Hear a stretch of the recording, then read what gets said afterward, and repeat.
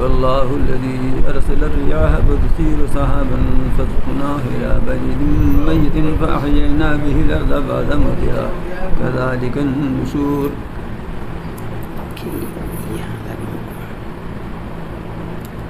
من كان يريد العزة فلله العزة جميعا إليه يصعد الكلم الطيب والعمل الصالح يرفعه فالذين يمكرون السيئات لهم عذاب شديد ومكر أولئك هو يبور. والله خلقكم من تراب ثم من نطفة ثم جعلكم أزواجا وما تحمل بالأنثى ولا تضع إلا بعلمه وما يعمر من معمر ولا ينقص من عمره إلا في كتاب إن ذلك على الله يسير. فما يستحوي البحران هذا عذب فرات سائغ شرابه وهذا ملح أجاج من كل تأكلون لحما طريا وتستخرجون حيلة تلبسونها وترى الفلك فيه مواخر لتبتغوا من فضله ولعلكم تشكرون. يولج الليل في النهار ويولج النهار في الليل وسخر الشمس والقمر كل يجري لأجل مسمى ذلكم الله ربكم له الملك والذين تدعون من دونه ما يملكون من قطمير إن تدعوهم لا يسمعوا دعاءكم ولو سمعوا ما استجابوا لكم ويوم القيامة يكفرون بشرككم ولا ينبئك مثل خبير. يا أيها الناس أنتم الفقراء إلى الله والله هو الغني الحميد إن يشاء يذهبكم ويأتي بخلق جديد وما ذلك على الله بعزيز.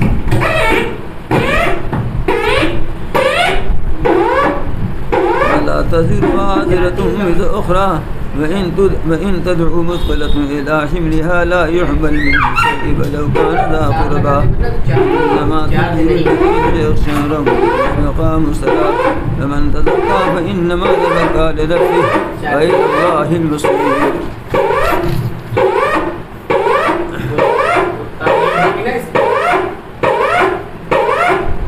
وما يستوي الأعمى والبصير ولا الظلمات ولا النور ولا الذل ولا الحرور وما يستوي الأحياء والأموات إن الله يسمع من يشاء وما يسمع من القبور إن أنت إلا نذير. إنا أرسلناك بالحق بشيرا ونذيرا وإن من أمة إلا فيها نذير من يكذبوه فكذب الذين من قبلهم جاءتهم البينات وفي الزبور كتاب مبين وما أخذت الذين كفروا فكيف كان نكير. ألم تر أن الله أنزل من السماء ماء فأخرجنا به ثمرات مختلفا ألوانها ومن الجبال جدد بيض وحمر مختلف ألوانها وغرابيب سود ومن الناس والدواب والأنعام مختلف ألوانه كذلك إنما يخشى الله من عباده العلماء إن الله عزيز غفور. صدق الله. إن الذين يتلون كتاب الله وأقاموا الصلاة وأنفقوا مما رزقناهم سرا وعلانية يرجون تجارة تبور إلا يوفيهم أجورهم ويزيدهم من فضله إنه غفور شكور. صدق الله العلي العظيم وبلغ رسوله النبي الكريم ونحن على ذلك من الشاهدين والشاكرين. کیا ہوا کہے بول رہے ہیں؟ سورہ فاتر مکی صورت ہے. توحید اور رسالت اور آخرت یہی بیان اس میں چل رہا ہے. اور یہ بیان اگرچہ پرانا ہے لیکن ہمیشہ نیا ہے اس لیے کہ ہمیشہ اس کی ضرورت اسی طرح ہے جیسے پہلے تھی. جیسے پہلے ضرورت تھی ویسی ابھی ضرورت ہے. جیسے دال روٹی پانی ہوا کی ضرورت پہلے تھی آج بھی ہے اس سے زیادہ اس کی ضرورت پہلے بھی تھی اور آج بھی ہے. اس سے زیادہ اس لیے کہہ رہا ہوں کہ دال روٹی پانی ہوا کا تعلق تو صرف اسی دنیا سے ہے. نہ ملے گا تو بہت دھوکہ آدمی مر جائے گا. لیکن یہ چیز توحید رسالت آخرت کا عقیدہ اور اس سے متعلق جو باتیں ہیں ایسی ہیں کہ مرنے کے بعد ہی سے چھٹکارا نہیں ہے. مرنے کے بعد ہی تو اس کا اصل مسئلہ شروع ہوتا ہے. اس کا اصل مسئلہ تو مرنے کے بعد ہی شروع ہوتا ہے۔ بات یہ ہو رہی تھی کہ شیطان جو ہے آدمی کے برے اعمال کو سجا کر اور خوشنما بنا کر پیش کر دیتا ہے، اب وہ برے کام کو اچھا سمجھنے لگتا ہے۔ چنانچہ مشرک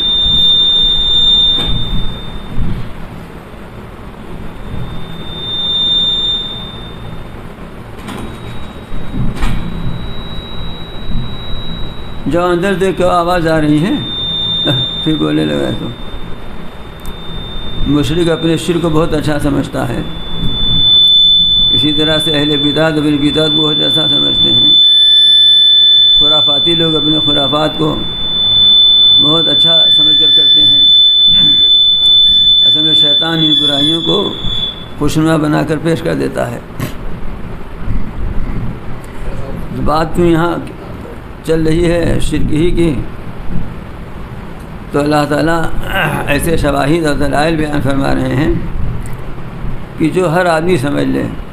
قرآن مجید میں حق تعالیٰ نے توحید رسالت کے اور خود آخرت کے وقوع کے جو دلائل بیان فرمائے ہیں وہ ایسے ہیں، سادہ اتنے ہیں کہ ایک عام آدمی پہاڑ جنگل کا رہنے والا بھی ذرا بھی عقل استعمال کرے تو سمجھ لے گا، لیکن علمی بھی اتنے ہیں کہ اگر صاحب علم ذی علم اپنی علم کے لحاظ سے اس کو سمجھنا چاہے گا تو اس کے اندر خوب علمی نکات اور باریکیاں، دقائق اور حقائق اور نکات بھی ملیں گے۔ جیسا جو چاہے استعمال کر لے۔ اس کی مثال یوں سمجھیے کہ جیسے گیہوں کا دانہ ہے، اب آپ گیہوں کے دانے کو پسا کر چاہے اس سے موٹی روٹی پکا لیجئے، سادہ روٹی جو روزانہ کھاتے ہیں، اور چاہے اس کو بھون کر ایسے ہی چبا لیجئے، اور چاہے اس کا میدہ بنا کر شیرمال بنا لیجئے، اور چاہے اس کا اور عمدہ کچھ کر کے اس کا بسکٹ بنا لیجئے، کیک بنا لیجئے، سب اسی سے بن رہا ہے نا۔ اگر گیہوں ہٹا دو تو نہ کیک ملے نہ روٹی ملے، تو بن رہا ہے سب اسی سے۔ اس کو چھیڑ چھاڑ نہ کیجیے، ادھر آ جائیے، اس کو دروازے کو نہ چھڑیے۔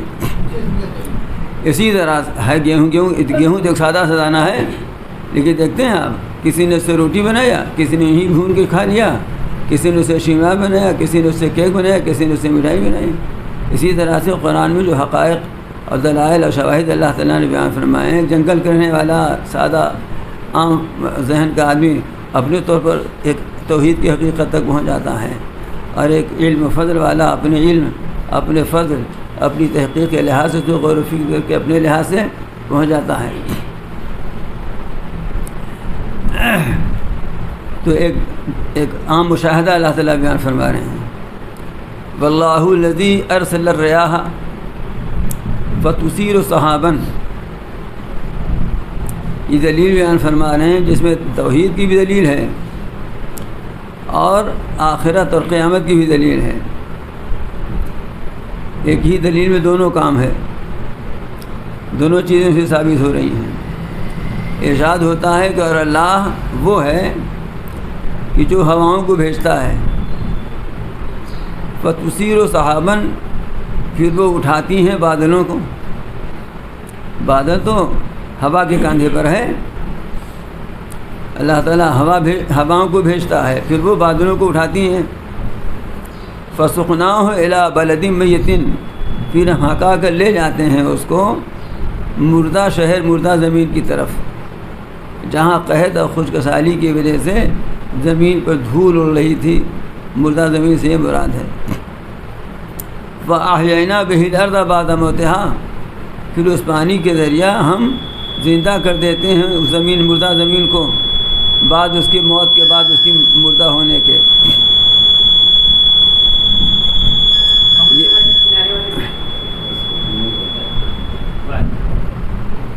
تو یہ ایک مثال دی اللہ تعالیٰ نے جو ہمارے مشاہدے میں ہمیشہ آتی رہتی ہے کہ ابھی یہ زمین میں دھول اڑ رہی ہے تو یہ مردہ ہے، اس میں زندگی کے کچھ آثار نہیں، کہیں ہریالی نہیں، اس زمین کی زندگی تو ہریالی سے ہے۔ لیکن پھر اللہ تعالیٰ ہواؤں کے کاندھے پر، دوش پر بادلوں کو بھیجتا ہے، سواری بھی بادلوں کی کیسی ہے کہ جو محسوس تو ہوتی دکھائی نہیں دیتی، اور جو ایسی لطیف ہے کہ اس کا جسم ہمیں نظر بھی نہیں آتا۔ اور پھر فرماتے ہیں کہ اس بادل کو ہم ایسی مردہ زمین کی طرف بھیج دیا، پانی برسایا تو وہ زمین جو مردہ تھی وہ لہلہا اٹھی، سبزادار ہو گئی۔ یہ تو تم دیکھتے ہو نا روزانہ، یہ تو تمہیں ہر سال ہر موسم یہ بات نظر آتی ہے، تو تمہیں اس پر تعجب نہیں ہوتا۔ فَكَذَلِكَ النُّشُورُ، جس طرح ہم اس مردہ زمین کو زندہ کر دیتے ہیں، اسی طرح ہم قیامت میں دوبارہ زندہ اٹھا بھی تمہیں زندہ اٹھا بھی دیں گے۔ اس پر تمہیں تعجب نہیں ہے تو اس پر کیوں تعجب ہے کہ کیسے اتنے مرا جائیں گے ہم لوگ تو کیسے زندہ ہوں گے دوبارہ؟ کیوں اس پر تعجب ہے؟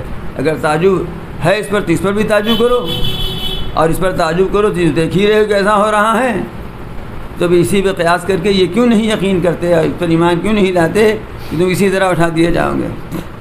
چنانچہ حدیث شریف میں آتا ہے کہ جب قیامت آئے گی، وہ وقت آئے گا تو عرش کے نیچے سے ایک بارش ہوگی، بس اس بارش کو ہوتے ہی سب مردے اسی طرح زندہ ہو جائیں گے جس طرح سے بارش ہوتے ہی زمین میں ہریالی اور نباتات اگاتے ہیں، اسی طرح سے زندہ ہو جائیں گے اس بارش سے۔ اچھا آپ یہ غور کیجئے کہ بارش سے خالی یہ گھاس اور نباتات ہی تھوڑی اگتی ہے، بارش ہوئی میڈک بولنے لگا، کچھوے نکلنے لگے، جھینگے پیدا ہو گئے، یہ جاندار چیزیں بھی تو پیدا ہو جاتی ہیں جبکہ زمین میں ہی خشک رہتی ہے۔ اسی طرح سے اللہ تعالیٰ تحت العرش سے ایک بارش برسائیں گے اور اس کے نتیجے میں جتنے مردے ہیں سب وہ پانی پڑتے ہی سب کے سب زندہ ہو۔ اس پہ کیوں تعجب کی بات ہے؟ تمہارے سامنے تو اس کا ایک نمونہ موجود ہے، اس لیے آخرت کے انکار کرنے کی کوئی وجہ نہیں ہے۔ اب رہا یہ کہ تم یہ سمجھتے ہو کہ ہم ان باطل خداؤں کے ساتھ مل کر عزت حاصل کر لیں گے، ان سے ہمیں طاقت مل جائے گی، باطل خداؤں کے ساتھ لگ کر کے ہمیں طاقت اور عزت حاصل ہو جائے گی۔ جی باطل خدا یہ بت ہی نہیں ہے، صرف جتنی باطل طاقتوں کے پجاری ہیں، جتنی باطل طاقتوں کے ایجنٹ ہیں، اگر ان کی ہمنوائی کوئی کر رہا ہے اور ان کی پناہ میں کوئی جا رہا ہے اور ان کے طریقے کو اور روش کو کوئی اختیار کر رہا ہے تو وہ بھی باطل کا پجاری ہی ہے۔ وہ یہ سمجھ رہا ہے کہ عزت کیا ہے۔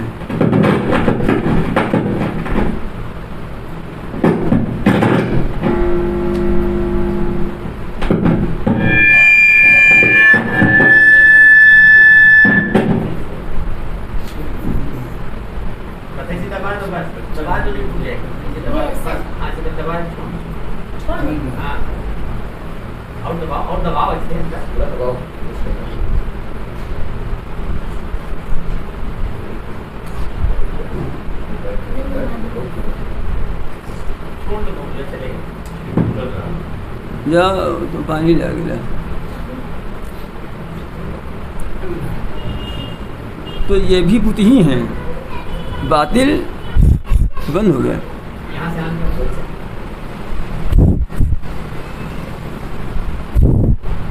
نا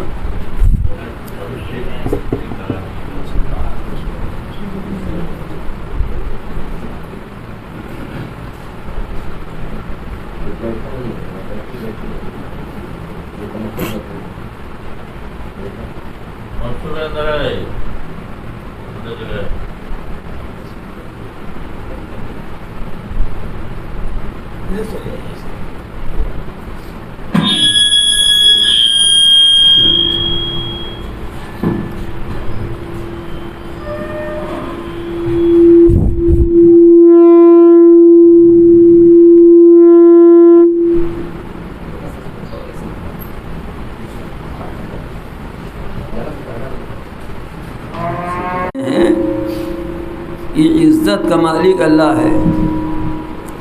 تم عزت اگر غیر اللہ کے پاس ڈھونڈو گے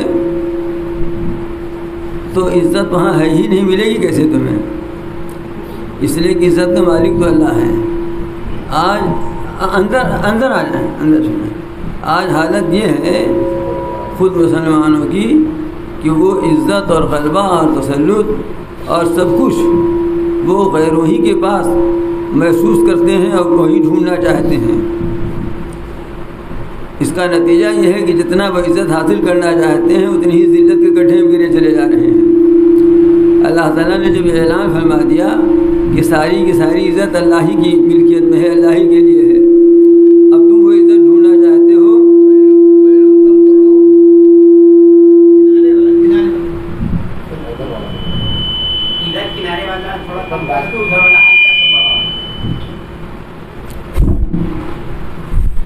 ٹھیک ہوا۔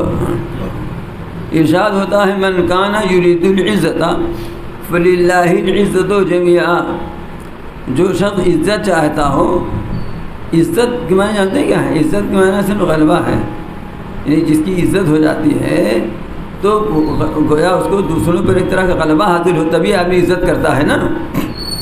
تو جو شخص عزت چاہتا ہو تو سن لے کہ اللہ ہی کے لیے ہے ساری کی ساری عزت، غیر اللہ کے پاس عزت ہے ہی نہیں، اور تم غیر اللہ سے مل کر عزت حاصل کرنا چاہتے ہو۔ یہ تو اللہ تعالیٰ مشرکوں کو سنا رہے ہیں، اب کفار کو سنا رہے ہیں کہ تم یہ جو غیر اللہ کی پرستش کرتے ہو، ان کی پوجا کرتے ہو اور ان کی عبادت میں لگے ہوئے ہو، تو تمہارا آخر مقصد یہی تو ہے نا کہ تمہیں عزت، قوت، غلبہ اور تمہارے مقاصد حاصل ہو جائیں، تو وہ تو ان کے پاس ہے ہی نہیں، تو ان کو کیسے ملیں گے؟ وہ تو سب اللہ تعالیٰ کی ملکیت، اللہ کے پاس۔ لیکن ہم عرض یہ کر رہے ہیں کہ اگرچہ خطاب یہاں ان کو ہے لیکن یہ خطاب ہم کو بھی ہے، اس لیے کہ اگر ہم بھی وہی کام کرنے لگیں کہ بجائے اللہ تعالیٰ کے یہاں عزت حاصل کرنے کے ہم وہاں عزت حاصل کرنے لگیں۔ مثلا سنیے،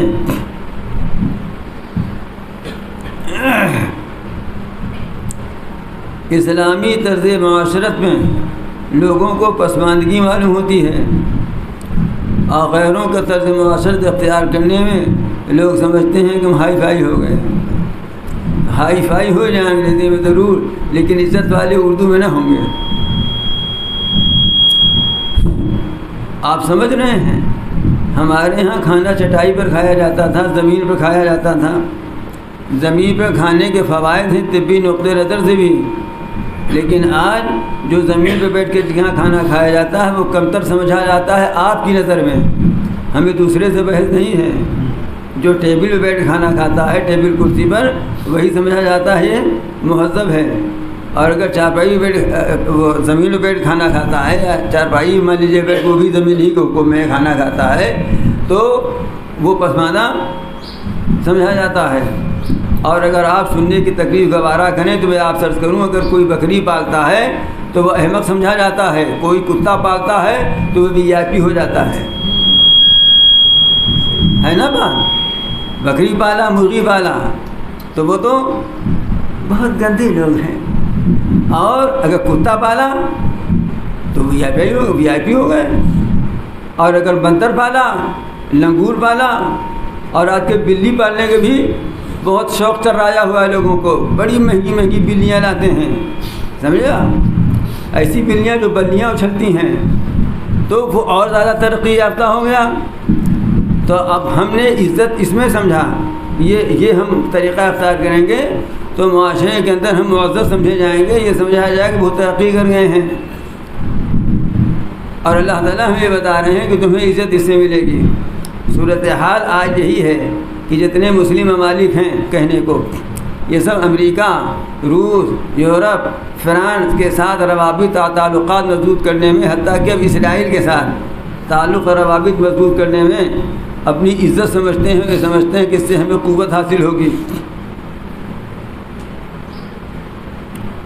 اور جتنا جتنا ان سے تعلق مضبوط کرتے جا رہے ہیں اتنی ہی زیادہ وہ کمزور ہوتے چلے جا رہے ہیں، اتنی ہی زیادہ ذلت کے بھی شکار ہوتے چلے جا رہے ہیں، لیکن احساس ختم ہو گیا ہے، اس لیے اب اپنی ذلت کا احساس بھی ان کو نہیں ہوتا۔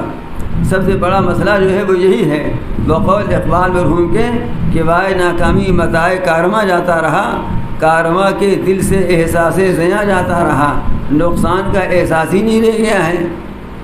اللہ تعالیٰ ارشاد فرماتے ہیں کہ عزت ڈھونڈی ہے تو عزت تو اللہ کے پاس ہے، تو معلوم ہوا کہ اللہ تعالیٰ کے حکم کی تابعداری سے عزت ملے گی۔ اور صرف یہ آیت ہی نہیں ہے بلکہ اس آیت پر عمل کر کے جب صحابہ نے دکھلایا تو تاریخ صحابہ کی اور سلف کی ہمیں یہ بتلاتی ہے کہ ان کو اسی سے عزت ملی. ان کو تو حضرت عمر رضی اللہ تعالیٰ فرماتے ہیں کہ ہم تو جاہلیت کے دور میں پسماندہ تھے، اعاذنا اللہ بالاسلام، اللہ تعالیٰ نے اسلام کی بدولت ہمیں عزت و غلبہ عطا فرمایا. وہ تو یہ کہتے ہیں کہ اللہ تعالیٰ نے ہمیں اسلام کے بدولت اسلام کے ذریعہ سے عزت عطا فرمایا، اور ہمارا تصور اب یہ ہو گیا ہے.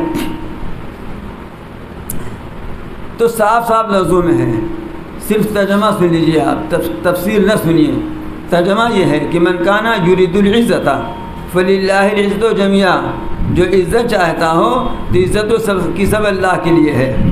تو معلوم ہوا اللہ تعالیٰ سے لگیں گے تو عزت ملے گی.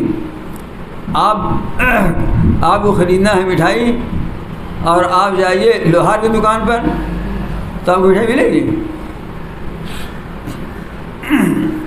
تو عزت آپ کو لینی ہے. عزت آپ جا رہے ہیں ایسی جگہ جہاں کوئلہ ہے تو مکالہ کر کے آئیے گا، عزت تو نہ ملے گی.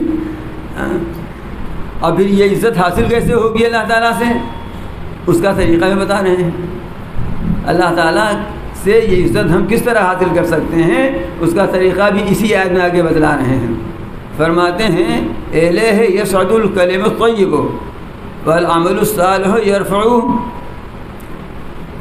اللہ تعالیٰ ہی کی طرف چڑھتا ہے عمدہ اور پاکیزہ کلام، اور نیک عمل اس کو اٹھاتا ہے، اونچا کرتا ہے، بلندی تک پہنچاتا ہے. یہ ہے اس کا ترجمہ. کلمہ طیب نیک پاکیزہ کلام سے مراد کلمہ توحید لا الہ الا اللہ محمد رسول اللہ ہے، اور عمل صالح نیک اعمال جتنے ہوتے ہیں وہ اللہ تعالیٰ اسی کی طرف چڑھتا ہے نیک کلام پاکیزہ کلام. اس کا مطلب یہ ہے کہ اللہ تعالیٰ اسی پاکیزہ کلام ہی کو شرف قبول عطا فرماتے ہیں، اس کو قبول فرماتے ہیں. اور اس قبولیت کی تکمیل، یہ مکمل قبولیت اس وقت ہوتی ہے جب کہ نیک عمل ہو اس کے ساتھ ساتھ، خالی لا الہ الا اللہ کا پڑھنا ہی نہ ہو. جب یہ اس کے ساتھ نیک عمل صالح لگ جائے گا تو اس کو اونچا کرے گا، اس کو بلند کرے گا، اللہ تعالیٰ کی قبولیت کے اور قریب اس کو کرتا جائے گا. اب جس قدر عمل صالح ہوگا، جس اخلاص کے ساتھ، جس کیفیت کے ساتھ، اسی حیثیت سے اس کی بلندی اور بارگاہ خداوندی میں اس کی قبولیت ہوگی. تو دو چیزیں ہیں، ایک یہ ہے کہ کلام اچھا ہو، یعنی لا الہ الا اللہ محمد رسول اللہ صلی اللہ علیہ وسلم کا کلام ہو.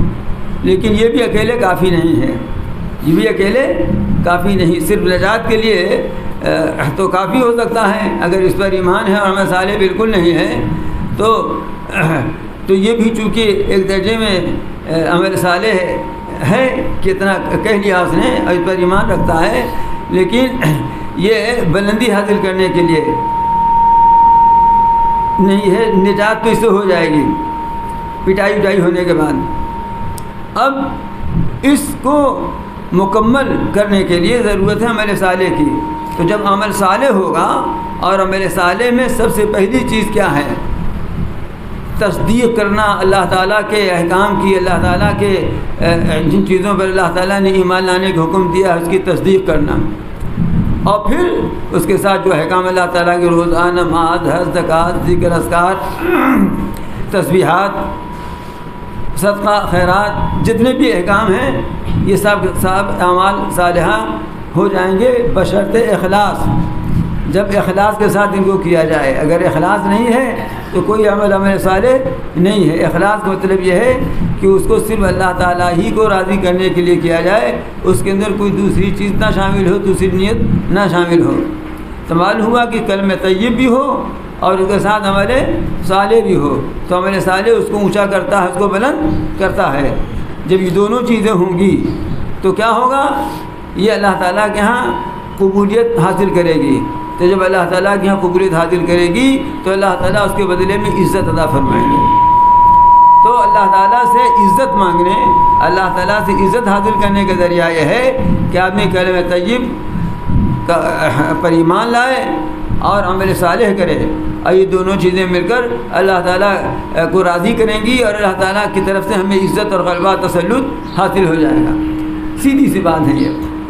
اب عمل صالح کی تفصیل میں آپ جائیے، اس کو سنتے ہی رہتے ہیں، اس وقت اس کی تفصیل ہم کیا کریں؟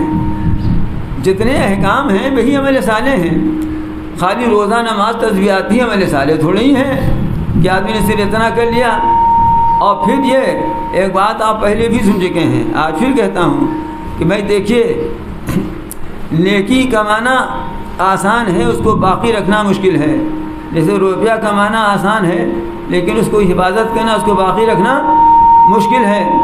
اسی طرح سے نیکی کمانا آسان ہے لیکن اس کو باقی رکھنا مشکل ہے۔ اب آپ نے عمل صالح کیا، داڑھی بھی رکھ لی، نماز کی پابندی کرتے ہیں، اشراق اور تہجدی مان لیا پڑھتے ہیں، اور صدقہ خیرات بھی کرتے ہیں، بر و تقویٰ کے کام انجام دیتے ہیں، لیکن اس کے ساتھ ہی ساتھ یہ بھی ہے کہ بڑے بڑے گناہ بھی کرتے ہیں۔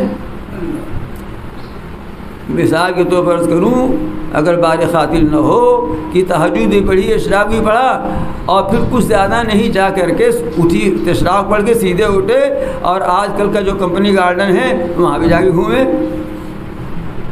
تو آپ بتائیے سنبھلیا میٹ ہو گیا کہ باقی بچا کچھ؟ آج کل جو کمپنی گارڈن ہے وہاں پر جو صورتحال، اب ہمیں تو کہتا ہوں کمپنی گارڈن جانے کی ضرورت نہیں ہے، ہو سکتا ہے خضر باغ کا بھی یہی حال ہو گیا ہوں، اور ہو سکتا ہے کہ آپ کے محلے میں جو پارک ہیں ان کا بھی یہی حال ہو گیا ہو۔ یہ بات آپ کی سمجھ میں نہ آتی ہوگی، نہ آوے، نہیں آتی یہ بات سمجھ میں، تبھی سب کم آ رہے ہیں اور سبھی کچھ تباہی آ رہی ہیں۔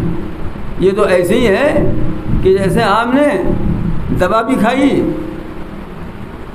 بی پی بہت ہائی تھی تو آپ نے دوا کھائی لو ہو جائے، اور اس کے بعد آپ نے 5 انڈا بھی کھا لیا نمک لگا کر کے، اور 2 پیالی کافی بھی پی لیا، کچھ بات سمجھنے میں اب آئی کہ نہیں آئی؟ تو آپ نے تہجد بھی پڑھی، اشراق بھی پڑھا، 2 آدھا تسبیح بھی پڑھی، 5 بار تلاوت بھی کی، اور اس کے بعد آپ کہیں فرانس یا یورپ نہیں، خالی کمپنی گارڈن گھمائیے، دیکھیے کتنا تقویٰ میں اضافہ ہوتا ہے۔ میں نے یہ کہہ تو دیا، لیکن سوچ رہا ہوں کہیں آپ لوگ یہ نہ سوچیں گے نہیں دیکھا جائے، دیکھی ہمیں کل، نہیں ایسا نہ کریے گا، میرے کہنے ہی کو مان لیجئے، انہیں معلومات جو نہیں دیکھا، جو نہیں گواہ وہ بھی گنوا دیجیے۔ کچھ بات سمجھ شریف میں آ رہی ہے؟ تو آپ نے بہت محنت سے کمائی کی، حلال کمائی کی، سب کچھ کیا، لیکن اس کے بعد جب آئے آپ کما کر کے تو ایک تقریب گھر پر منعقد کی، اور اس میں خوب اسراف اور فضول خرچی کیا، اس میں خوب اسراف اور فضول خرچی کیا۔ ابھی یہ غلطی مجھ سے ہو گئی تھی، ایک دن 4 دن ہوئے، ایک صاحب آئے تھے باہر سے، جو بہت بڑے معلوم ہے کہ بہت بڑے آدمی ہیں، تھے تو کرتا پاجامہ داڑھی میں، متواضع آدمی تھے، اور تبھی مجھ جیسے لوگوں سے ملنے آئے، ورنہ کون ملنے آتا ہم سے۔ تو اب اتفاق سے، لیکن وہ ہیں بہت بڑے ارب پتی کھرب پتی جتنے ہوں، وہ دوسری جگہ کے ہیں۔ تو اتفاق سے میں نے اپنے لڑکے کو فون کیا کسی وجہ سے، تو انہوں نے اٹھا کے فون کاٹ دیا، اس لیے کہ میں نے لڑکوں سے کہا ہے کہ تم لوگ تو بھراتے رہتے ہو پیسہ، اس لیے میرا فون اٹھایا مت کرو، ہم وہ والا نہیں بھرواتے پیسہ، میں تو کنجوس ہوں، میں تو وہی بھراتا ہوں جس سے لوگوں کو فون ریسیو ہوتا رہے، اور ریسیو نہ کرنا ہو تو میں فون رکھوں بھی نا۔ اب اس نے اٹھایا، پھر خیال آیا ہوگا کہ ابو فون ہے، تو کاٹ دیا۔ پھر ملایا، میں نے کہا پیسہ تو کٹ ہی گیا تھا، جتنا کرنا تھا تو باتیں کر لیے ہوتے، اب تم نے اپنا بھی کیا۔ اب میں نے کہہ دیا حسب عادت، پھر مجھے خیال ہوا کہ اتنا مالدار آدمی بیٹھا ہے، سوچتا ہوگا کہ کیسا بول گیا یہ، تو مجھے ایک تقریر کرنی پڑی۔ میں نے کہا سنیے، اب میں نے کہہ دیا اس لیے میں تقریر کر رہا ہوں یہ کہ میں کنجوس ہوں، اور اس کنجوس کی تفصیل بھی سنیے۔ 1 روپیہ کٹا ہو یا 1 پیسہ کٹا ہو، وہ فالتو کٹا، آپ سمجھ رہے ہیں نا؟ اب بات ہو گئی ہوتی تو کوئی بات نہیں تھی، اس کا بچ گیا ہوتا، لیکن یہ فالتو کٹا. اب یہ اسراف ہے. اسراف جب 1 لاکھ ہو 5 لاکھ ہو تبھی نہیں ہوتا. 1 پیسے کا بھی اسراف ہوتا ہے. اور 1 لاکھ اور 5 لاکھ آپ خرچ کر دیجیے صحیح اصول کے مطابق تو اسراف نہیں ہے. آپ 10 لاکھ خرچ کر دیجیے اور شریعت کے مطابق خرچ کیجیے تو فضول خرچی نہیں ہے. آپ 1 پیسہ خرچ کر دیجیے اور اصول کے خلاف ہے وہ تو وہ اسراف اور فضول خرچی میں داخل ہے. آپ 5 شیر مال کھا جائیے اور آپ کی بھوک 8 شیر مال کی ہے تو اسراف نہیں ہے. اور آپ 1 لقمہ زائد کھا لیجیے, پیٹ بھر گیا تھا, اس کے بعد رسگلہ آ گیا تو لاؤ 1 رسگلہ کھا لیا, اب یہ اسراف ہے. تو اسراف کے لیے ضروری نہیں, فضول خرچی کے لیے ضروری نہیں بہت ڈھیر سا ہو تبھی فضول خرچی ہو, تھوڑا ہو تو فضول خرچی ہے, زیادہ ہو اور اصول کے مطابق فضول خرچی نہیں ہے. پھر میں نے بتایا کہ سنیے, ایک وقت وہ تھا کہ میں نے اپنے شیخ حضرت مولانا جلال آبادی رحمۃ اللہ علیہ خط لکھا. سن لیجیے, اب آج تو اگر 2 سطر بھی لکھنا ہے تو اتنے بڑے کاغذ بھی لکھتے ہیں لوگ, تو کہیں اگر اس کی ضرورت ہو اس طرح سے تو اس کو نہیں کہتا میں, وہاں تو ضرورت ہے. لیکن اگر ایسا نہیں ہے تو میں نے حضرت کو خط لکھا. جو کاغذ تھا اس کاغذ میں آدھا کاغذ سے کم ہی ملی, پورا ہو گیا. تو ہمارے شیخ تھے نا, ہمارا ان کا تعلق اصلاح کا تھا, ہماری اصلاح فرماتے تھے وہ. اب تعلق اصلاح کا نہیں ہے. جتنے لوگ یہاں بھی مجلسوں میں جاتے ہیں اس طرح سے وہ اصلاح کے لیے نہیں جاتے, نہ اصلاح تعلق رکھتے ہیں. کچھ لوگ تو اس لیے آتے ہیں کہ چلو بھائی کچھ وہ ثواب مل جائے گا, کچھ نیک باتیں کچھ باتیں سننے میں آ جائیں گی, نہ عمل کریں گے نہ صحیح, اتنی دیر بیٹھے ہی رہیں گے. یہ بھی ایک حد تک غنیمت ہے. اور کس نیت کو نہ آتا ہوں میں کیا جانوں, یہاں بھی مزہ لے لو, وہاں بھی مزہ لے لو, وہاں بھی مزہ لے لو. تو مزہ ٹیسٹ جو ہے الگ الگ ہوتا ہے. کسی کو نمکین اچھا لگتا ہے, کسی کو میٹھا اچھا لگتا ہے, کسی کو کڑوا اچھا لگتا ہے. اسی طرح سے باتوں کا بھی ٹیسٹ ہے, یہاں بھی ٹیسٹ لو وہاں بھی ٹیسٹ. تو جو ٹیسٹ لینے آتا ہو وہ جانے, اس کا کام جانے. ہر آدمی اپنا خود حساب کر لے, اپنا جائزہ لے لے. تو میں نے خط لکھا حضرت کو, کاغذ کافی بچا اس میں. تو جواب آیا کہ اگر آپ نے اس کاغذ کو موڑ دیا ہوتا تو آدھا کاغذ بچ جاتا, پھر کام آتا. اب آپ کہیں گے تو کنجوسی ہے. آئی بات سمجھ میں. جس زمانے میں ہم لوگ مظاہروں میں پڑھتے تھے, اب آپ کا حال مجھے نہیں معلوم, لیکن اس وقت یہ تھا کہ جو ہم لوگ درخواست لکھتے تھے دفتر میں تو وہ پورے کاپی کے پورے صفحے پر نہیں بلکہ آدھا کرتے تھے, اس کو اس پر لکھتے تھے. بات سمجھ شریف میں آ رہی ہے.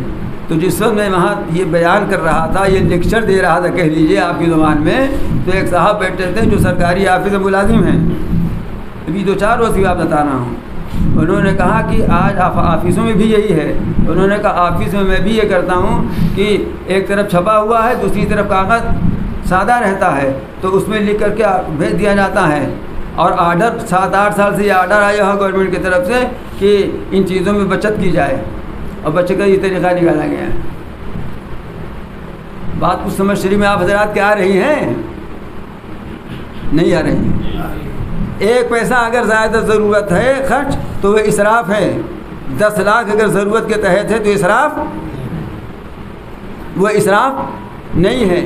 اب یہ معیار آپ سامنے رکھ کر کے اپنے اعمال صالحہ کا جائزہ لے لیجیے, کتنا ہم یہ کام کرتے ہیں, کتنا ہم نیک کام کرتے ہیں, اس کا جائزہ آپ لے لیجیے کہ جس کو ہم نیک سمجھ رہے ہیں وہ نیک ہے بھی کہ نہیں ہے,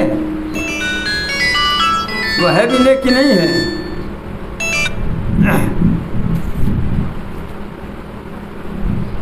خود تو سمجھ لیا کہ نیک ہے بہت, اس کی حفاظت بھی کرو نا.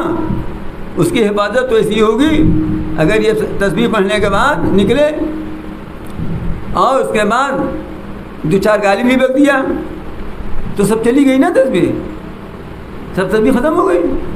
ایسی ہے کہ جیسے خوب اچھا حلوہ پکایا, اس میں تھوڑا سا گوبر بھی ڈال دیا تو سارا حلوہ خراب ہو گیا نا. اس کو باقی رکھنا, اس کی حفاظت کرنا بھی ضروری ہے. یا بہت عمدہ پکایا تو اس میں کتے نے بلی نے منہ ڈال دیا, سب ستیہ ناش ہو گیا نا. تو کوئی نیک عمل کرنے کے بعد ہم شیطان کو منہ مارنے کا موقع کیوں دیں؟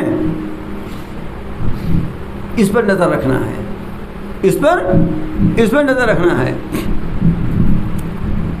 بھائی سنیے، دنیا میں بھی ہوتا ہے. آپ اپنی بیگم صاحبہ کو ابھی لے جا کر خوب اچھا زیور جوڑا خوب دے دیجئے، خوش ہو جائے گی نا. اور اس کے بعد اس کو دینے کے بعد 2-4 گالی بھی سنا دیجئے، اس کو بھی، اس کے ماں باپ کو بھی، سسرال کو بھی. تو بتائیے کیا ہوگا انصاری صاحب؟ کچھ بولیے گا. کیا ہوگا؟ حشر. سب نیکی ضائع ہو گئی نا. یہی حال ان نیکیوں کا بھی ہے کہ آپ نے سب کچھ نیکیاں کی، لیکن اس کے بعد آپ نے وہ بھی کر دیا. تو کلمہ طیب پڑھا آپ نے، پھر اس کے بعد اعمال صالحہ کیجئے، اس کلمہ طیب کو اوپر اٹھائے گا. اللہ تعالیٰ کی بارگاہ میں قبول کرنے کے لائق اس کو بنائے گا. اور جس درجے کے اعمال صالحہ جس اخلاص کے ساتھ ہوں گے اتنی زیادہ اس کو شرف قبول حاصل ہوگا. تو بارگاہ خداوندی سے آپ کو عزت ملے گی. اور جب اللہ تعالیٰ کے یہاں سے عزت ملتی ہے تو دنیا میں بھی عزت ملتی ہے. جب اللہ تعالیٰ اپنے کسی بندے کو اپنا محبوب بنا لیتے ہیں، اس کو عزت سے سرفراز کرتے ہیں، تو جبریل امین سے کہتے ہیں میں اس بندے سے محبت کرتا ہوں، تم بھی محبت کرو. وہ آ کر دوسرے فرشتوں میں اعلان کر دیتے ہیں. پھر پہلے دوسرے آسمان پر اسی طرح سے ہوتے دنیا میں وہ اعلان ہو جاتا ہے. اور پھر معلوم ہوا کہ ساری مخلوق حتیٰ کہ سمندر کی مچھلیاں بھی اس سے محبت کرنے لگتی ہیں. چنانچہ ابراہیم ادہم نے جب بادشاہت چھوڑی، فقیری اختیار کی، اب گدڑی پہننے لگے گھومنے، تو ایک دن ان کا وزیر ان کو مل ہی گیا، ڈھونڈ رہا تھا. کہا حضرت ساری پبلک وہاں پریشانی، آپ یہاں اس حال میں ہیں، بادشاہت چھوڑ کر کے یہ حالت آپ کی درگت بن گئی ہے. تو ان کا اچھا بتاتے ہیں. پانی کنارے لے گئے، گدڑی سی رہے تھے اور سوئی دریا میں ڈال دیا. اور مچھلی کہا میری سوئی لاؤ، یہ بغیر صفحے والی ہے، میری سوئی لاؤ. اب سب مچھلیاں سوئی لے کر آنے لگیں، آپ والی کون ہے، لے لیجیے. تو انہوں نے کہا بتاؤ یہ بادشاہ ٹھیک ہے، وہ بادشاہ ٹھیک ہے جس میں ہر وقت خطرہ بھی لگا ہوا ہے کہیں بغاوت نہ ہو جائے. لیکن مشکل یہ ہے، یہ قصہ میں سنانا بھی نہیں چاہتا تھا آپ کو، لیکن بنتی نہیں ہے بات او ساغر کہے بغیر. سنا اس لیے دیا تاکہ کچھ سمجھ میں آ جائے، سنانا اس لیے نہیں چاہتا تھا کہ ہم آپ بھی یہی چاہتے ہیں کہ آج ہی اشراق پڑھنا شروع کیا، آج ہی مچھلی کو حکم دے تو آ جائے، کبوتر کو حکم دے تو آ جائے، چیل کو حکم دے تو وہ موجود ہو جائے، سب موجود ہو جائیں. جی یہ طاقتیں تو اللہ تعالیٰ کی فوج ہے نا. سب ہوا ہو اور جتنی ہماری جو دیکھنے میں بھی جو چیزیں نہیں آتی ہیں، تمام دنیا بھر کے بیکٹیریاز یہ وہ سب پھیلے ہوئے ہیں، یہ سب جنود اللہ ہیں، اللہ تعالیٰ کی فوج ہیں. یہ چنانچہ اللہ تعالیٰ کے اپنے جس فیجو کو حکم دیتا، مچھر کو حکم دیا، مچھر ایک فوجی تھا اللہ میاں کا، اس کو حکم دیا تو نمرود کے سر پہ جوتا پٹوایا اس نے نہیں. پانی بھی اللہ تعالیٰ کی فوج ہے، اس کو حکم دیا تو فرعون کو جو خدائی کے دعوے دار تھا محفوظ کے پانی نے غرق کر دیا. ابراہیم علیہ السلام کو آگ میں ڈالا، آگ بھی اللہ تعالیٰ کا سپاہی ہے. اللہ میں نے کہا نہیں تمہیں ان کو کچھ نہیں کرنا، حرام پہنچاؤ. تو سپاہی جن پٹائی کرتے ہیں ہاتھ پیر دبانے لگتے ہیں، اگر صاحب نے کہہ دیا تو آگ ہاتھ پیر دبانے لگی، یعنی گلو گلزار بن گئی. کچھ سمجھ شریف میں آ رہی باتیں. تو من کان یرید العزت فللہ العزت جمیعا، جو عزت چاہتا ہو تو عزت تو سب کے سب اللہ کی ہے. کلمہ طیب پاکیزہ کلمہ اسی کی طرف چڑھتا ہے اور نیک عمل اس کو اوپر اٹھاتا ہے. یہ اسی کی تشریح میں یہ باتیں آپ سے عرض کی جا رہی تھیں. اب رہا یہ کہ آپ یہ سمجھیں، یہ سوچیں کہ ہم بالکل ایسے ہی رہیں، بالکل خیریت سے رہیں، ہمیشہ ٹھنڈی ہوا چلتی رہے، گرم ہوا ہم کو نہ لگے. تو یہ دنیا ہے، یہ آخرت تو ہے نہیں. آخرت میں یا تو گرم ہوا لگے گی یا ٹھنڈی ہوا لگے گی. جو ٹھنڈی ہوا والے ہیں وہ ٹھنڈی ہوا میں رہیں گے، اور جو گرم ہوا والے ہیں وہ گرم ہی ہوا میں رہیں گے. لیکن یہ دنیا ہے، یہاں دونوں ہوائیں چلتی ہیں، اچھے اور برے دونوں ہی کو دونوں ہوائیں وقتاً فوقتاً لگتی رہتی ہیں. اس لیے آگے یہ بھی ارشاد ہوتا ہے کہ والذین یمکرون السیئات لہم عذاب شدید ومکر اولئک هو یبور. دشمن تو تمہارے یہاں ہیں، اللہ ہی نے پیدا کر دیے ہیں. جناتوں میں بھی شیاطین ہیں، انسانوں بھی شیاطین ہیں جو پیچھے لگے ہوئے ہیں. اور یہ بری بری تدبیریں سازشیں بھی کرتے رہتے ہیں۔ تو جب اللہ تعالیٰ کی طرف سے عزت تمہیں حاصل ہو جائے گی تو ان کی ان بری تدبیروں کے لیے اللہ تعالیٰ خود کافی ہو جائیں گے، اور ان کے لیے اللہ تعالیٰ نے دردناک عذاب، سخت عذاب تیار کر رکھا ہے۔ والذین یمکرون السیئات، اور جو لوگ بری بری تدبیریں کیا کرتے ہیں، یعنی اسلام اور اہل اسلام کے خلاف، حق اور اہل حق کے خلاف، لہم عذاب شدید، ان کے لیے سخت عذاب ہے۔ ومکر اولئک هو یبور، اور ان کی یہ مکاری جو ہے تباہ برباد و میٹ ہو جائیں گی۔ چنانچہ ہو گئی جب یہ آیت نازل ہوئی تھی، اس وقت جو پہلے مخاطب اس کے تھے، میدان بدر میں دیکھا کہ ان کی ساری مکاریاں ملیا میٹ ہو گئیں، احد و حنین میں ان کی مکاریاں سب ملیا میٹ ہو گئیں، ان کی ایک سازش بھی کامیاب نہیں ہوئی پائی، اور اللہ تعالیٰ نے حق کو فتح اور غلبہ عطا فرمایا۔ یہ اللہ کا دستور ہے، اس کا قانون ہے، قیامت تک کے لیے ہے۔ اس کے بعد پھر اللہ تعالیٰ اب انسان کی اپنی تخلیق، اپنی پیدائش کی طرف توجہ دلا کر کے اور اپنی توحید اور وحدانیت کو اس کو دل نشین کرنا چاہتے ہیں۔ ارشاد ہوتا ہے کہ واللہ خلقکم من تراب، اللہ تعالیٰ نے تم کو مٹی سے پیدا کیا، ثم من نطفۃ، پھر نطفے سے بنایا۔ آدم علیہ السلام کو دوبارہ حراس مٹی سے پیدا کیا، پھر اس کے بعد ان کی اولاد کا سلسلہ تناسل نطفے کے ذریعہ قائم فرما دیا، اب وہی سلسلہ چل رہا ہے۔ ثم جعلکم ازواجا، پھر اس نے تم کو جوڑا جوڑا بنایا۔ یہ تو اللہ تعالیٰ کی قدرت کا معاملہ ہے کہ مٹی سے بنایا، پھر اس سلسلے کو آگے چلانے کے لیے اللہ تعالیٰ نے نطفے کا سلسلہ قائم فرمایا، اور پھر اس سے جوڑا پیدا ہوتے ہیں، کبھی لڑکا پیدا ہوا کبھی لڑکی پیدا ہوئی، دونوں کی ضرورت ہے۔ یہ اللہ کی قدرت کا تماشا ہے۔ وما تحمل من انثى ولا تضع الا بعلمه، اور اللہ تعالیٰ کے علم کا عالم یہ ہے کہ کوئی مادہ نہیں حمل لیے رہتی، نہیں اٹھاتی ہے پیٹ میں اپنے کوئی چیز، اور نہ جنتی ہے مگر اللہ کے علم سے۔ ماں کو پتہ نہیں ہے کہ ہمارے پیٹ میں کیا ہے، چنانچہ اگر تیسرے دن بھی جاؤ ڈاکٹر کے ہاں تو کہتی ہے وہ الٹرا ساؤنڈ کراؤ۔ الٹرا ساؤنڈ میں بھی رپورٹ عام طور سے صحیح نہیں آتی۔ خود ماں کو پتہ نہیں ہے کہ ہمارے پیٹ میں جو پل رہا ہے وہ بچہ ہے یا بچی ہے، یا وہ بھی نہیں ہے، بیماری ہے اور روگ ہے، لیکن اللہ تعالیٰ کو پتہ ہے۔ ایسا علم ہے اس کا، جس کے ساتھ یہ معاملہ ہو رہا ہے اس کو پتہ نہیں، لیکن اللہ کے علم محیط کا عالم یہ ہے کہ اس کو اس کا پتہ ہے۔ قدرت ایسی کہ مٹی سے تمہارے باپ کو بنایا، پھر نطفے کے ذریعہ سلسلے تناسل قائم فرمایا، پھر جوڑے پیدا کیے۔ علم کا یہ عالم ہے کہ خود ماں یہ مادہ اپنے پیٹ میں جو لادے ہوئے، جو لیے ہوئے ہے، اس کو پتہ نہیں کہ کیا ہے، کس حال میں ہے، لیکن اللہ اس کو جانتا ہے، اسی کے علم سے وہ جنتی ہے۔ اور پھر جب بچہ یہ پیدا ہو گیا، پھر جوان ہوا، بوڑھا ہوا، تو ما ينقص وما يعمر من معمر ولا ينقص من عمره الا في کتاب، اور کسی عمر رسیدہ کو نہیں عمر دی جاتی، یعنی اس کی عمر نہیں بڑھائی جاتی اور اس کی عمر میں سے نہیں گھٹایا جاتا، مگر سب لوہے محفوظ میں لکھا ہوا ہے۔ جی، شروع سے لے کر قیامت تک جتنے لوگ پیدا ہوں گے، ہو چکے ہیں اور ہوں گے اور ہیں موجود، ان سب کی عمریں کم ہوں یا زیادہ ہوں، وہ سب کی سب لوح محفوظ میں لکھی ہوئی ہیں۔ جو لوح محفوظ میں لکھی ہوئی ہیں اس سے کم زیادہ نہیں ہوتی، اگرچہ حدیث سے یہ معلوم ہوتا ہے کہ بعض اعمال ایسے ہیں کہ ان سے کرنے سے عمر بڑھ جاتی ہے نا۔ حدیث شریف میں ہے کہ جو چاہتا ہو کہ اس کی عمر بڑھ جائے، اسے چاہیے کہ رشتہ داروں کے ساتھ اچھا سلوک کرے۔ تو عمر بڑھنے کا مطلب یہ نہیں ہے کہ لوح محفوظ میں اگر 80 سال لکھا ہے تو 85 سال ہو جائے گا۔ اللہ تعالیٰ اس کے اوقات میں برکت عطا فرما دیتے ہیں، اللہ تعالیٰ اس کے اوقات میں، اس کے وقت میں، اس کی عمر میں برکت عطا فرما دیتے ہیں۔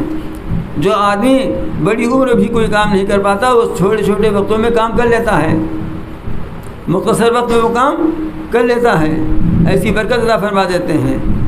تو رشتہ داروں کے ساتھ حسن سلوک پر عمر میں زیادتی، رزق میں زیادتی کا وعدہ ہے۔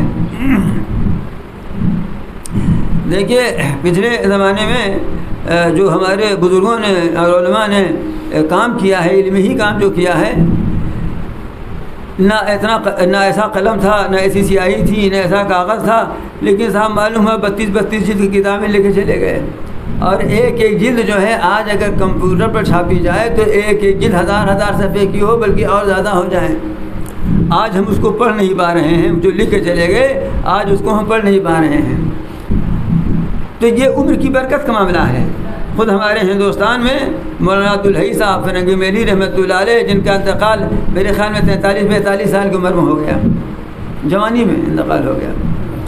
اتنی کتابیں انہوں نے لکھی ہیں، کتابوں پر اتنے حواشی ان کے ہیں، اتنی کتابیں انہوں نے لکھی ہیں کہ تعجب ہوتا ہے اتنی عمر میں، اور وہ بھی ہندوستان میں بیٹھ کر کے ایسی ایسی کتابوں کے حوالے ہیں کہ اب وہ کتابیں جا کے ملنے لگی ہیں۔ اب یہ 2-4 سال سے جب اتنا زیادہ یہ سب رواج ہو گیا ہے موبائل وغیرہ کا تب۔ اور سنیے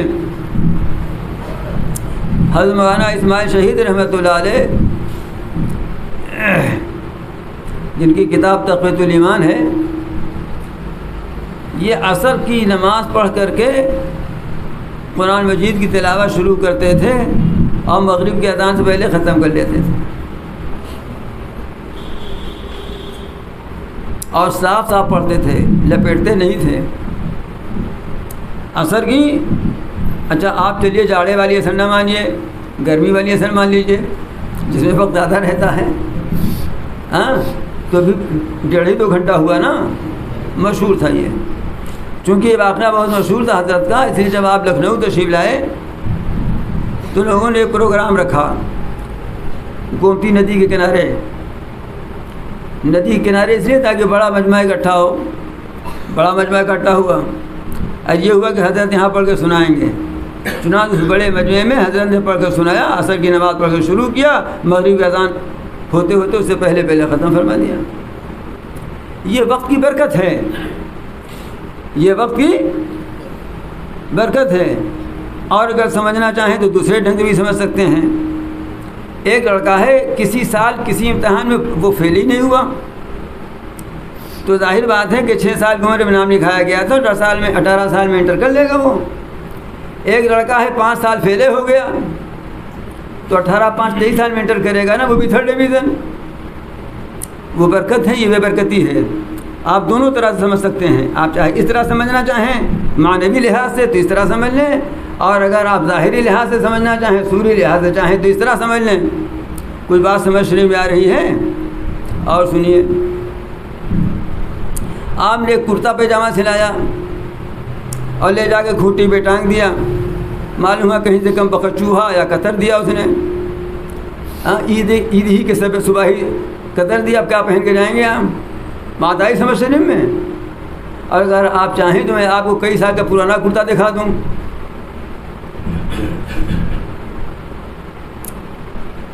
جو بالکل صحیح سالیں اسی طرح موجود ہے،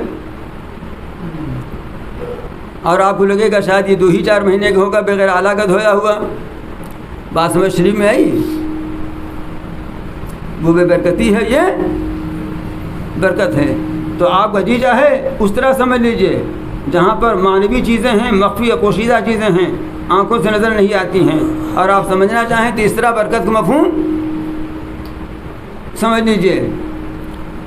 تو اللہ تعالیٰ کی اتنی بڑی مخلوق ہے، اور اللہ تعالیٰ نے لوح محفوظ میں سب لکھ رکھا ہے۔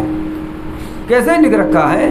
پہلے زمانے میں یہ سمجھانے کے لیے مفسرین کو بڑی دقتیں پیش آئی ہیں، اور انہوں نے اس کے لیے صفحات کے صفحات سیاہ کر دیے ہیں، لیکن آج کوئی دقت نہیں ہے، اس لیے کتنی بڑی موبائل میں سب کچھ تو ہے، پوری لائبریری ہے، بٹن دبایا کھٹ سے آ گیا، بٹن دبایا کھٹ سے آ گیا، تو آج کوئی دقت نہیں ہے۔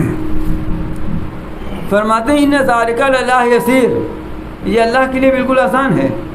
کیا کہ ایک لوح محفوظ اور اس میں سب کچھ اللہ تعالیٰ نے لکھ دیا، اللہ تعالیٰ کے لیے بالکل آسان ہے۔ اللہ تعالیٰ کے آسان تو یہ ہے کہ اس نے تمہارے ذہن میں ایسی بات ڈال دی کہ تم نے ایسی مشین ایجاد کر لی کہ اس میں سب کچھ آ جاتا ہے۔ اور سنیے، اللہ تعالیٰ وہ چیزیں آپ کے سامنے پیش کر رہے ہیں جو آپ کے مشاہدے کی ہیں، روزانہ آپ اس کو برت رہے ہیں، دیکھنا چاہتے ہیں، دیکھ سکتے ہیں، اور اس سے اپنی قدرت، اپنی وحدانیت کا ثبوت پیش فرما رہے ہیں۔ فرماتے ہیں وما یستوی البحران ھذا عذب فرات ساغ شرابہ وھذا ملح اجاج، اور دونوں سمندر برابر نہیں ہیں، یہ سمندر میٹھا ہے اور پینے کے لائق ہے، اس کا پینا خوشگوار ہے، اور یہ نمکین کڑوا ہے۔ دیکھیے دونوں سمندر ہیں، ایک کا پانی میٹھا شیریں، پیو تو پیاس بجھ جائے، پیتے چلے جاؤ، دوسرے کا پانی اتنا کڑوا، اتنا نمکین کہ منہ میں ڈالو تو زبان اینٹ جائے۔ زمین ایک ہے، جس آسمان کے نیچے بہہ رہے ہیں وہ بھی ایک ہے، پانی برستا ہے، دونوں میں بظاہر ایک ہی طرح کا برستا ہے، لیکن یہ دونوں کے پانی میں فرق کیوں ہو گیا؟ کسی قدرت نے کیا ہے، کسی ایسی ہستی نے کیا ہے نا جو بڑی قادر ہے۔ اور پھر ارشاد یہ ہوتا ہے کہ مِن کُلٍّ تأکلون لحما طریا، اور ہر ایک سے، یعنی میٹھے والے سمندر سے بھی اور نمکین والے کڑوے سمندر سے بھی تم کھاتے ہو تازہ تازہ گوشت، یعنی مچھلی۔ تازہ گوشت کا مطلب مچھلی نکالیے، جب نکالیے تازہ ہے۔ اب آپ لا کے فریج میں رکھ کر اس کو سڑا دیجیے تو اللہ میں تو ذمہ دار تھوڑی ہے، تو آپ کی حرکت ہے نا، ورنہ وہاں سے تو نکلتی ہے وہ تازہ ہی تازہ۔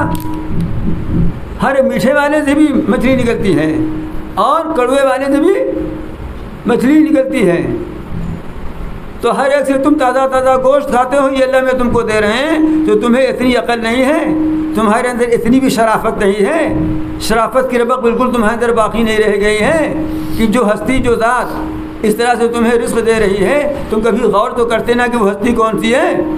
کیا اس کا کوئی شریک اور کوئی ساجھی دار ہو سکتا ہے جو تم دوسروں کے سامنے ڈنڈوت کرنے لگتے ہو؟ اور یہی نہیں کہ کھانے کو گوشت ہی ملتا ہے، بلکہ وَتَسْتَخْرِجُونَ حِلْيَةً تَلْبَسُونَهَا، اور تم نکالتے ہو زیور جن کو تم پہنتے ہو، یعنی سمندر سے مچھلیوں کا شکار کر کے تازہ گوشت بھی کھاتے ہو، اور اسی سے تم مونگا اور موتیاں نکال کر کے زیورات بھی بناتے ہو۔ سمندر ہی سے تو موتیاں نکلتی ہیں نا، اور ایسی بیش قیمت موتیاں کہ سونا اس کے سامنے فیل ہے، اس کی گرانی ہے اس کی بیش قیمتی کے سامنے، تو اسی سے یہ بھی نکال رہے ہوں۔ اس آیت سے یہ معلوم ہوتا ہے کہ میٹھے اور کڑوے دونوں سمندر میں مچھلیاں بھی ہوتی ہیں اور یہ موتیاں بھی ہوتی ہیں۔ اگرچہ مشہور یہ ہے کہ یہ مونگے اور موتیاں نمکین سمندر سے زیادہ نکلتی ہیں، لیکن اس آیت سے معلوم ہوتا ہے، تو ہو سکتا ہے کہ اس سے زیادہ نکلتی ہوں، اس سے کم نکلتی ہوں، لیکن نکلتی دوسروں سے، دونوں ہی سے ہیں۔ ابھی مچھلیاں بھی ایسی ہیں کہ ایک مچھلی اگر الہ آباد میں آ جائے تو مہینہ بھر الہ آباد والے کھائیں ختم نہ ہو۔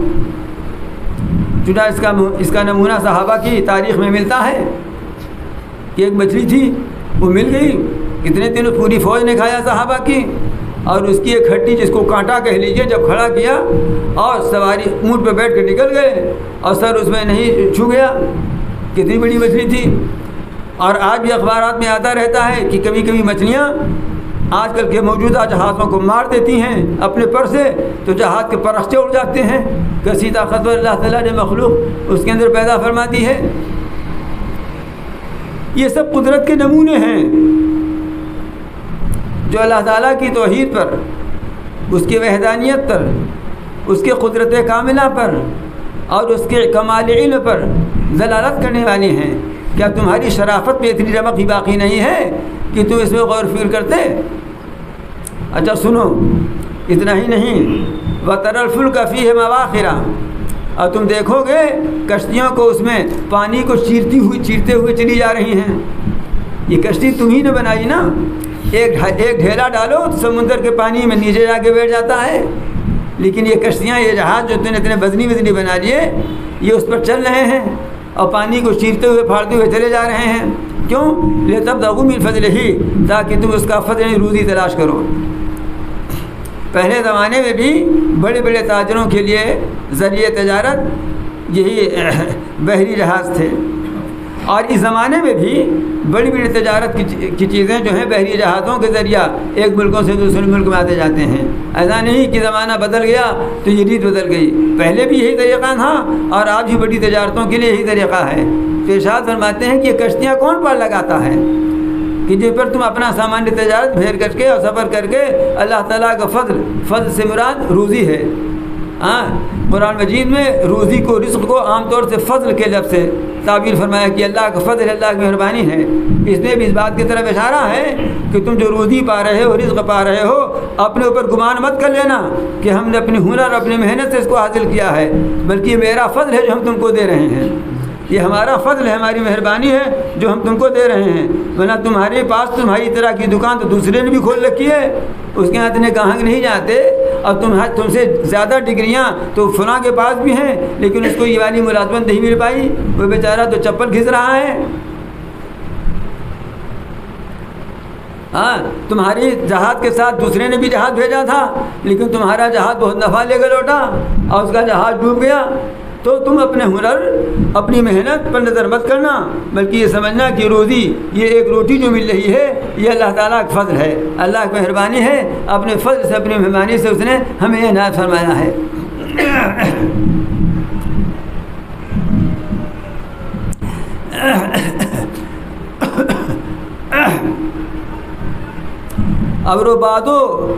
ابرو بادو مہو فلک در کارن تا تونانے بکفاری و بغفلت دخوری۔ شیخ سعدی فرماتے ہیں یہ بادل، یہ ہوا، یہ چاند، یہ آسمان، یہ سب کام میں لگے ہوئے ہیں، یعنی تمہاری خدمت میں لگے ہوئے ہیں، اس لیے تاکہ تمہیں ایک روٹی جب مل جائے تو تم غفلت کے ساتھ مت کھا جاؤ، اس کو غفلت کے ساتھ مت کھاؤ، بلکہ اس یاد دہانی کے ساتھ اور اس تصور کے ساتھ کھاؤ کہ اللہ نے دیا ہے تو ہم کھا پا رہے ہیں اس کو۔ وَلَعَلَّكُمْ تَشْكُرُونَ، تو یہ سمندر سے مچھلیاں نکل رہی ہیں، تمہاری آرائش اور زیبائش کے لیے موتیاں نکل رہی ہیں، مونگے نکل رہے ہیں، اور اس کے اندر کشتیاں پانی چیرتے ہوئے چلی جا رہی ہیں، سفر طے کر رہی ہیں۔ کیوں؟ تاکہ تم اللہ کا فضل، اس کی روزی تلاش کرو۔ وَلَعَلَّكُمْ تَشْكُرُونَ، اور تاکہ تم اس کا شکر ادا کرو۔ شکر ادا کرنا یہی ہے کہ اس کی نافرمانی نہ کرو، ادا شکر یہی ہے کہ اس کی نافرمانی نہ کرو، ادا شکر یہی ہے۔ عرب کا شاعر کہتا ہے افادتکم النعماء منی ثلاثۃ یدی ولسانی والضمیر المحجبہ، اپنے محسن کو جس نے اس پر احسان کیا ہے اس کو خطاب کر کے کہتا ہے کہ آپ نے میرے اوپر جو احسانات فرمائے ہیں تو اس کے بدلے میں میری 3 چیزیں آپ کی ہو گئیں۔ آپ نے میرے اوپر احسان کیا ہے تو میں ناشکرہ نہیں ہوں، میں شکر گزار بندہ ہوں، تو آپ کی اس احسان کے صلے میں میری 3 چیزیں آپ کی ہو گئیں۔ میرا ہاتھ آپ کا ہو گیا، میری زبان آپ کی ہو گئی، جی، اب میرا ہاتھ وہی کام کرے گا جو آپ کو پسند آئے، آپ کی ناپسندگی والا کام نہیں کرے گا، اور میری زبان وہی بات بولے گی جو آپ کو پسند آئے، آپ کی ناراضگی والی بات نہ بولے گی۔ یہ تو ظاہری اعضاء ہیں، بس ضمیر المحجبہ، اور دل جو سینے میں پوشیدہ ہے وہ بھی آپ کا ہو گیا، اسی کے یہ دل وہی سوچے گا جو آپ کو پسند آئے، اور جو آپ کو ناپسند ہے وہ یہ دل اب وہ نہ سوچے گا، وہ اپنے خیال میں نہیں لائے گا۔ اور سنیے،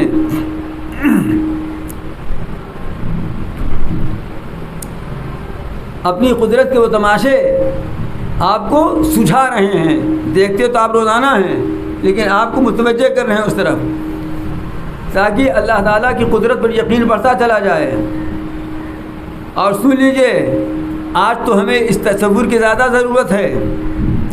آج جس دور میں ہم سانس لے رہے ہیں اس میں اس عقیدے کی، اس تصور کی، اور اس دھیان کی، اور اس پر ایمان کی پختگی کی، اس پر یقین کی ہمیں آج زیادہ ضرورت ہے، تاکہ ہماری آس اللہ کے ساتھ بندھی رہے، آس یاد میں تبدیل نہ ہو جائے، ہماری قوت کمزور نہ پڑ جائے۔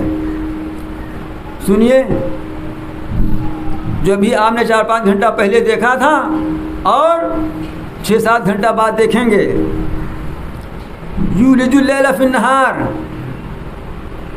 وہ رات کو دن میں داخل کرتا ہے، رات کو دن میں داخل کرتا ہے۔ وَيُولِجُ النَّهَارَ فِي اللَّيْلِ، اور دن کو رات میں داخل کرتا ہے۔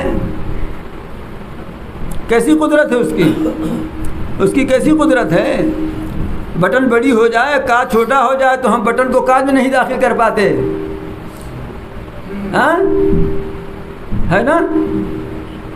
جائیں گے ٹیلر ماسٹر کے ہاتھ کو ٹھیک کر دو، اور اللہ میاں رات کے اجزاء کو دن میں داخل کر رہے ہیں اور دن کے اجزاء کو رات میں داخل کر رہے ہیں، ایسے مرتبط نظام کے ساتھ، ایسے سسٹمیٹک طور پر کہ ہمیں کچھ بہت زیادہ احساس بھی نہیں ہوتا۔ اگر اچانک اندھیرا ہو جائے، رات چھا جائے تو معلوم سارا کام ڈسٹرب ہو جائے، سارا دیکھتے نہیں کہ کبھی اچانک بجلی چلی جاتی ہے تو سارا کام گڑبڑ ہو جاتا ہے، کبھی کبھی تو بہت چیزیں خراب ہو جاتی ہیں، لیکن اللہ تعالیٰ نے یہ بھی نہیں کیا، ایسا سسٹم بنایا ہے کہ آہستہ آہستہ اجزائے نہار دن کے اجزاء رات میں تبدیل ہو رہے ہیں اور رات کے اجزاء دن میں تبدیل ہو رہے ہیں۔ وَسَخَّرَ الشَّمْسَ وَالْقَمَرَ، اور اسے سورج اور چاند کو بھی کام میں لگا رکھا ہے، سورج بھی تمہارے کام میں لگا ہوا ہے، چاند بھی تمہارے کام میں لگا ہوا ہے۔ تو کیوں نہیں دھیان میں رکھتے کہ وہ ذات جو یہ کر رہی ہے، روزانہ ہمیں دکھا رہی ہے، اگر ہم سب کا دامن چھوڑ کے اسی کا دامن پکڑ لیں تو کیا سے کیا ہو جائے، تو کیا سے کیا ہو جائے۔ حضرت پرتاپوری فرماتے تھے، جو دستارے فضیلت گم ہو دستارے محبت میں، جو دستارے فضیلت گم ہو دستارے محبت میں، نہ جانے کیا سے کیا ہو جائے، میں کچھ کہہ نہیں سکتا۔ تو یہ سب دامن چھوڑو، ایک دامن کو پکڑو، اور جو محبوب حقیقی ہے اس کی محبت میں گرفتار ہو جاؤ۔ کیا یہ رونا ہے، کیا یہ پریشانی ہے، کیا کر لے گا کوئی جی؟ فرعون ڈوب گیا، آل فرعون ڈوب گئے اور اللہ تعالیٰ کو ڈبانے میں کوئی دیر نہیں لگی۔ تم مضبوط پنجہ کیوں نہیں پکڑتے، مضبوط دامن کیوں نہیں پکڑتے، وہ مضبوط دستہ کیوں نہیں پکڑتے جو رات کو دن میں، دن کو رات میں داخل کرتا ہے، جو سورج اور کام کو تمہاری خدمت میں لگائے ہوئے مسخر کر رکھا ہے۔ کل یجری لاجل مسمى، ہر ایک چل رہا ہے ایک مقررہ وقت تک کے لیے، جب تک کے لیے وقت اللہ نے مقرر کر رکھا، یہ سورج چلتا رہے گا، یہ چاند نکلتا اور ڈوبتا رہے گا۔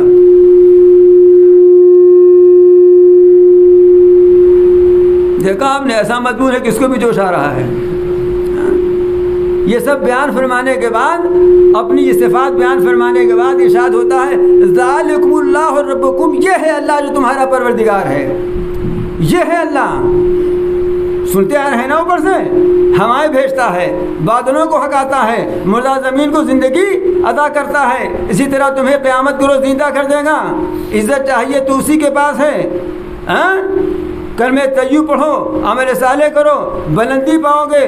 تمہیں مٹی سے پیدا کیا، نطفے سے پیدا کیا، تمہیں عمر کم دیتا ہے کبھی زیادہ دیتا ہے، میٹھے اور نمکین سمندر سے تمہیں رزق بھی دیتا ہے اور آرائش کا سامان بھی دیتا ہے، اس پر جہاز چلا کر تم کاروبار تجارت میں ترقی بھی کرتے ہو۔ دن کو رات میں، رات کو دن میں داخل کرتا ہے، سورج اور کام کو اس نے، سورج اور چاند کو تمہاری خدمت کا کام میں لگا رکھا ہے، جو ایک مقررہ وقت تک چلتے رہیں گے۔ یہ سب کس نے کیا؟ جس نے کیا وہ ہے اللہ، ذالک اللہ، وہ ہے اللہ، ربکم تمہارا پروردگار، لہ الملک، بادشاہی اسی کی ہے، بادشاہی اسی کی ہے۔ ان بتوں نے سمجھ رکھا ہماری بادشاہی ہے، لہ الملک، بادشاہی اسی کی ہے۔ والذین تدعونہ من دونہ، اور اس کو چھوڑ کر جن کو تم پکارتے ہو، ما یملکون من قطمیر، وہ کھجور کے بیج کے چھلکے کے بھی مالک نہیں ہے۔ ابھی یہاں سے جائیے گا تو کھجور لے لیجیے گا ایک، اگر گھر میں ہو، نہیں بازار سے لیتے جائیے گا، اس کو ایسے پھاڑیے گا تو اس میں سے بیج نکلے گا، اس بیج کو ہاتھ میں لے لیجیے گا تو دیکھیے گا کہ بیج کے اوپر باریک سی جھلی لگی ہوئی ہے، اس کی کوئی قیمت ہے، کوئی حیثیت ہے اس کی؟ اس کو تو پھینک دیتے ہیں نا۔ فرما رہے یہ اللہ کے سوا جن کو تو پوج رہے ہو، وہ جو کھجور کی گٹھی پر جھلی لگی ہے، اتنے کے بھی مالک تو نہیں ہے، وہ اتنے کے بھی مالک نہیں ہے۔ اب جہاں قرآن نازل ہو رہا تھا وہاں کھجور ہی کھجور ہے، ہر وقت اسی سے واسطہ ان کو صبح و شام ہے، اس لیے یہ یہاں نازل ہوتا تو چنا مٹر کا ذکر ہوتا، لیکن نازل تو وہاں ہوا تھا نا، اس لیے اس کا ذکر ہے۔ ان تدعوہم لا يسمعوا دعاءکم، ان کی ملکیت کا تو یہ معاملہ ہے، اور ان کی قدرت اور ان کی طاقت کا معاملہ یہ ہے کہ اگر تم ان کو بلاؤ تو تمہاری پکار کو سن نہیں سکتے ہو، اس لیے کہ عام طور سے یہ لکڑی کے ہیں یا کانسے کے ہیں یا پیتل کے ہیں یا پتھر کے ہیں۔ وَلَوْ سَمِعُوا مَا اسْتَجَابُوا لَكُمْ، اور اگر سن بھی لیں، جیسے بعض چیزوں کو جیسے فرشتوں کی وہ عبادت کرتے تھے، یا آج کل بہت سے لوگ نیتاؤں کی اور بڑے بڑے لیڈروں کی عبادت کر رہے ہیں، جی اس کا نام عبادت ہی جو کچھ لوگ کر رہے ہیں، تو اگر یہ سن بھی لیں تو تمہاری بات کا جواب نہیں دے سکتے۔ ادھر یہ کنارے والا دعائی، کنارے والا، ہاں نہیں یہ کنارے والا کریے، اگر وہ سن بھی لیں تو تمہاری بات کا جواب نہیں دے سکتے۔ کیوں؟ اس لیے جب تک اللہ کا حکم نہیں ہوگا کیسے جواب دیں گے؟ وہ بغیر مشیت خداوندی کے کچھ کر سکتے ہیں؟ اور سنو، جس دن تمہیں سب سے زیادہ ضرورت پڑے گی تو اس دن تو وہ انکار ہی کر دیں گے۔ وَيَوْمَ الْقِيَامَةِ يَكْفُرُونَ بِشِرْكِكُمْ، اور قیامت کے دن تمہارے شرک کا انکار کر دیں گے، کہہ دیں گے کہ یہ تو ہم نے نہ ان سے کہا تھا، اور نہ ہم جانتے ہیں کہ ہماری عبادت کرتے تھے، نہ ہم جانتے ہیں کہ ہماری عبادت کرتے تھے، تمہیں کھلا کھلا انکار دیں گے۔ اور آگے ارشاد فرماتے ہیں، دیکھیے اللہ تعالیٰ کیسے اپنے بندوں پر شفیق ہیں۔ آگے فرماتے ہیں جیسے کوئی لڑکا کسی کو سمجھائے، دیکھو میں یہ امتحان 5 دفعہ دے چکا ہوں، مجھ کو اس کا بہت تجربہ ہے۔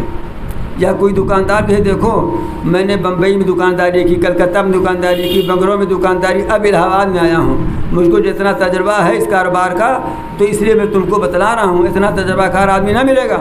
میری بات بہت غور سے سنو، کہاں سے مال اٹھانا ہے، کہاں بیچنا ہے، کتنے میں دینا ہے، کہاں کو کیسے کرنا ہے نا؟ تو اس کو اطمینان ہو جائے گا، ہاں بہت تجربہ کار ہے اقبال بھائی، ہو جائے گا نا اس کو۔ یہی بات اللہ تعالیٰ کس انداز میں فرماتے ہیں، یہ ساری باتیں بتلائیں، یہ ساری اپنے قدرت کے کرشمے دکھلائے، اور اس کے بعد فرماتے ہیں وَلَا يُنَبِّئُكَ مِثْلُ خَبِيرٍ، میں بہت خبردار ہوں، باخبر ہوں، اور جو باخبر ہو اس کی طرح کوئی دوسرا خبر نہیں بتا سکتا۔ تو جو باتیں ہم نے بتا دی تم کو ان آیات میں، ایک خبیر ذات نے، باخبر ذات نے یہ باتیں بتائی ہیں، جس کے سامنے سب کچھ آیا ہے، وہی کرنے والا ان چیزوں کا، اس لیے تم اس میں کچھ شک تردد کرو، اس کا کوئی محل اور موقع نہیں ہے۔ یا ایھا الناس انتم الفقراء الی اللہ واللہ الغنی الحمید۔ اب آگے ایک بات اور سن لو، اے لوگو، چاہے مومن ہو چاہے غیر مومن ہو، تم سب کے سب اللہ کے محتاج ہو، تم سب کے سب اللہ کے محتاج ہو، ایک ایک سانس میں اللہ کے محتاج ہو۔ واللہ هو الغنی الحمید، اور اللہ بے نیاز ہے، نہ تمہاری عبادت کا محتاج ہے، نہ تمہارے نظر و نیاز کا محتاج ہے، نہ تمہارے رکوع سجود کا محتاج ہے، نہ تمہارے تسبیح و تذکیر و تحمید کا محتاج، وہ کسی کا محتاج نہیں۔ الحمید، وہ تمہاری تعریف کرنے کا بھی محتاج نہیں، اس لیے کہ وہ خود قابل تعریف ہے، اس لیے کہ وہ خود قابل تعریف ہے۔ بس آج اتنا ہی رہنے دیجیے، آگے انشاءاللہ تعالیٰ پھر دعا کیجیے کہ اللہ تعالیٰ ہمیں اپنی توحید کی حقیقت نصیب فرما دے، اور اللہ تعالیٰ اپنی عزت اور غلبہ جو اس کے پاس ہے اللہ تعالیٰ اس میں سے ہمیں عطا فرما دے، اور ہمیں بھی عزت والا غلبے والا اللہ تعالیٰ اپنے مومن بندوں کی طرح بنا دے۔ وہ قوت و شوکت، وہ غلبہ و تسلط، اور وہ عزت اور وہ کامرانی، وہ کامیابی جو ہمارے بزرگوں اور سلاف کو اللہ تعالیٰ نے دی، ہمیں بلا استحقاق عطا فرما دے، اور ایسے کاموں کی اور ایسے اعمال صالحہ کی اور ایسے عقیدے کی پختگی اور یقین اور ایمان سے اللہ تعالیٰ ہمیں مالا مال فرما دے، جو ہمیں اللہ تعالیٰ کی نعمتوں کا مستحق قرار دے دے۔ ربنا آتنا فی الدنیا حسنۃ وفی الآخرۃ حسنۃ وقنا عذاب النار، ربنا اننا آمنا فاغفر لنا ذنوبنا وقنا عذاب النار۔ اللهم انا نسألك العفو والعافية في الدنيا والآخرة، اللهم انا نسألك العفو والعافية في ديننا ودنيانا واهلنا ومالنا، اللهم استر عوراتنا وآمن روعاتنا، اللهم انا نجعلك في نحورهم ونعوذ بك من شرورهم، اللهم لا تسلط علينا من لا يرحمنا، اللهم عذب الكفرة وألقي في قلوبهم الرعب وخالف بين كلمتهم وأنزل عليهم رزقك وعذابك. اللهم ارزقنا من فضلك ولا تحرمنا رزقك وبارك لنا فيما رزقتنا وزر غناءنا في أنفسنا وزدقتنا فيما عندك. اللهم زدنا ولا تنقصنا وأكرمنا ولا تهنا وعافنا ولا تحرمنا وآثرنا ولا تصير علينا وأرزنا وارزقنا. يا حي يا قيوم برحمتك نستغيث أصلح لنا شأننا كله.